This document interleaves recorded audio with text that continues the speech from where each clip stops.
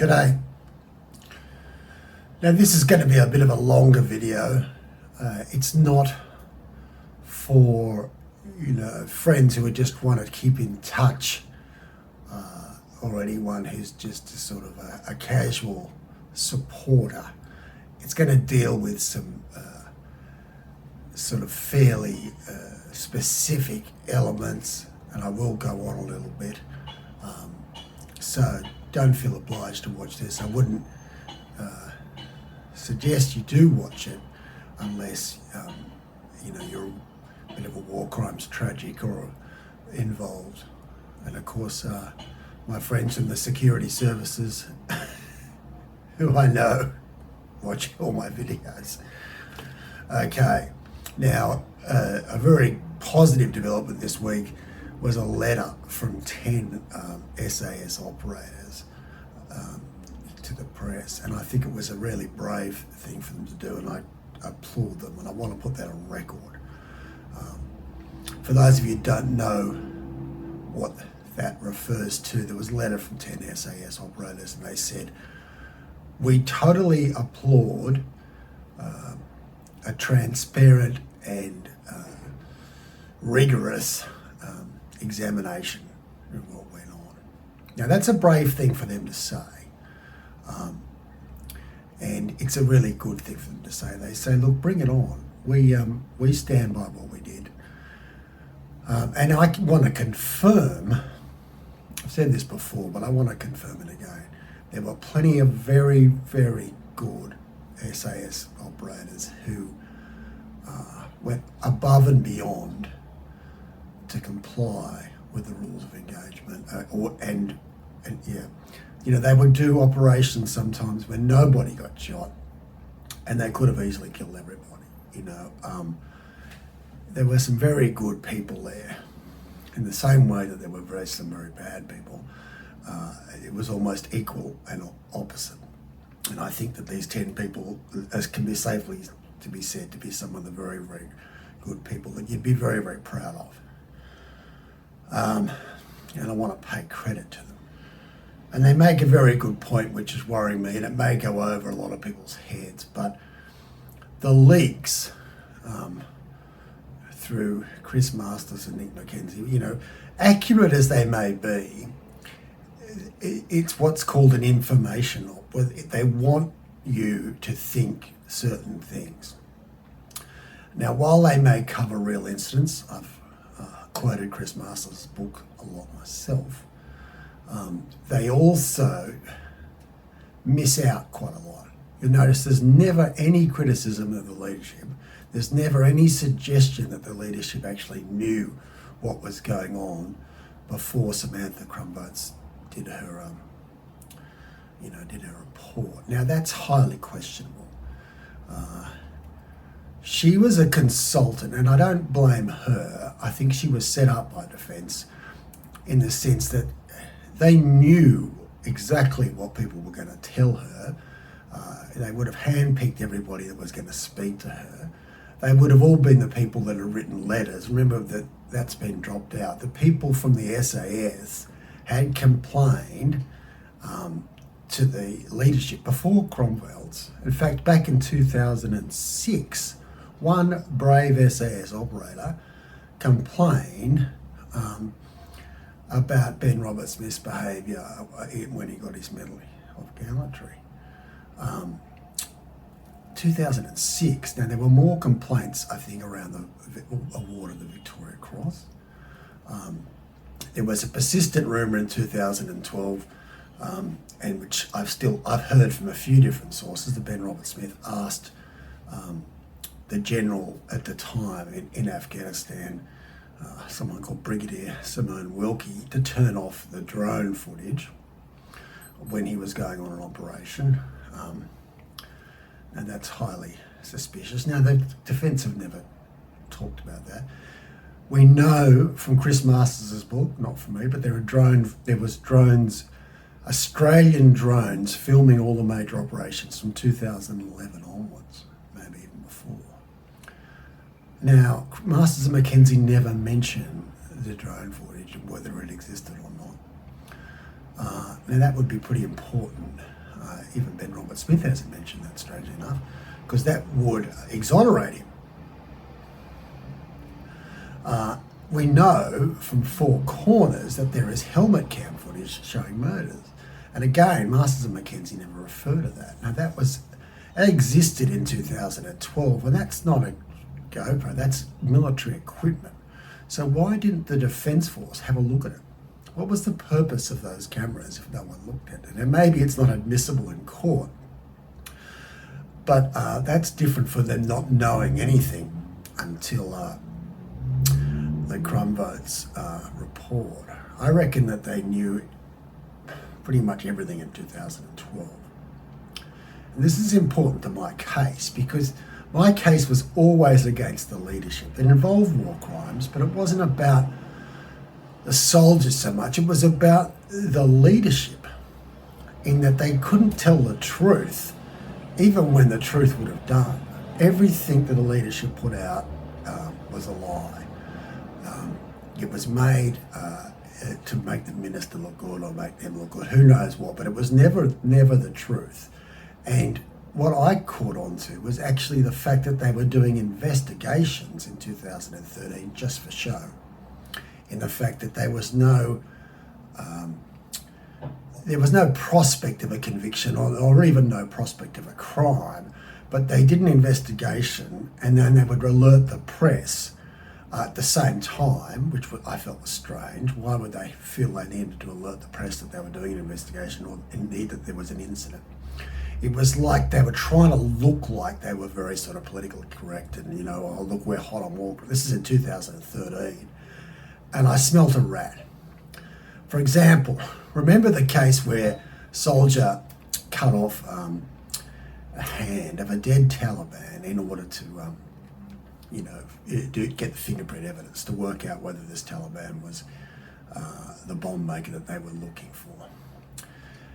Now, that may be confronting for people, and I accept that. But actually, and I can assure you, as a legal officer who knows what's going on, that wasn't a crime. It did not break any defence laws.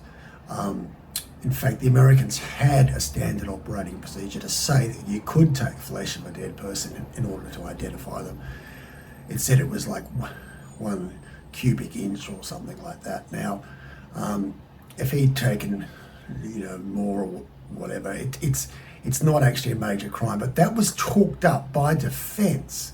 They made a huge deal out of that, and it was Defence that leaked it, and Defence that turned into a firestorm. The minister went public and said both the CD, the chief of the Defence Force, and myself are horrified by this. And again, I smelt a rat. So that wasn't, I complained about that, not because it was a war crime, but because it wasn't a war crime, and because they were talking it up as if it was. And I knew that there was something strange about that. Now, my theory was that Defence knew they were seriously exposed by at least one individual. I'll just say it, one, might even be two at that stage. And they knew that if this famous soldier went down, they were going to go down too, because they'd propped him up. They'd awarded him medals without ever doing any due diligence. And even in the face of complaints, contemporaneous complaints, you reckon they might have had, and they knew that by making the hero of someone that wasn't the hero, they were exposed. So what they did in 2013, they didn't just, if they had some cojones, they would have actually just done something then, but of course they didn't. So what they did is they concocted this plan where they would start investigating people that hadn't committed any crime, like the guy that cut the hand off. You might not like that, but put it this way. How do you think that compares with the possible slaughter of 10 people, 10 onion farmers, the year before, or throwing someone off a cliff, or shooting a shepherd boy, saying he was trying to outflank you? I mean, you got to get things in perspective. And they also had a few other things in 2013 when there was an unfortunate incident, about boys on donkeys, and there were two groups of boys, And an SAS soldier, to paraphrase, they bought, well, it wasn't even them, they asked for fire support from an American helicopter. There was two groups of boys. The grids were different. There was a legitimate target under the rules of engagement. Again, I can certify that, and I've got no reason to protect them. And the wrong target was hit by the American helicopter pilot. Now, there are telltale signs about what's a crime and what's not. Now, one of the reasons, the telltale sign that this was not a crime, was the SAS reported it. They said, oops, fucking terrible, wrong person. Now, if you wanted to murder, you're not going to do that. Secondly, it was just, they saw quite quickly it was just a mix-up of the grids, and they were very close. You know, it was like 45632 as opposed to 45635, you know, or 34. It was like a couple hundred meters, and with moving targets, it was an easy mistake to make. Anyway, it was a mistake, unfortunate. But defence investigated that as a murder. Go figure. I mean, that was in 2013, and that was after there's all these 10 incidents of real murders. And that's suspicious. And this is what I picked up on. I picked up on the fact that we were trying to put innocent people in jail. I didn't know why then, but it turns out now it's because we were trying to protect the guilty. Now that's pretty despicable. It's one thing, a cover-up is one thing, but finding innocent SAS people who'd spent, done 6 tours and spent their whole life, fighting for Australia, throwing them in the rubbish bin, even though they've done nothing wrong, basically in order to ask cover for the leadership. I mean, the leadership didn't really give a shit about Ben Roberts-Smith, but they did give a big shit about their own careers. And they were prepared to ruin the lives of people who'd done nothing wrong. Remember the Jedi Council? Again, this is in 2013. And General Morrison got up there on stage in front of all of Australia and did something which has never been done before or since, with good reason. When before a trial had begun or even the investigation had finished, he made this terribly great speech about how this was the worst thing he'd ever seen, ever. Now that's 2013, and that's after these 10 serious incidents of murders happened. Now you reckon an obscene email trail written by someone that wasn't even in defence, to do with his consensual sex escapades, was as bad as the murder of 10 people? Cold-blooded, a kind of ritualised and, systematic by a couple of patrols, but there's no comparison. And I reckon that whole Jedi thing was again, like the Hand, was a huge cover-up to try to say, look over here, don't look over there. And that was always my complaint. It was with the leadership. Yes, it involved war crimes, but it involved cover-ups, and it involved us protecting by the leadership. And had they done the right thing early on and not been totally influenced by what sounded like a good story, we never would have been in this problem if they'd had some backbone. And I think I totally agree with these SAS soldiers to say the Defence Force leadership need to come clean, and they need to categorically deny that they knew, that they didn't know, that certain soldiers, not all, there were certain soldiers were murdering people before Samantha Crompvoets, the sociologist, told them, 4 years after the war had ended.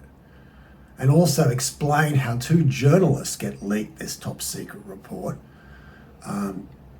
and the public don't get to see it, and no other journalists get to see it. That's just strange. The good news is I think the public are working it out, and no matter, there's a huge Defence Public Affairs Department, they're putting out this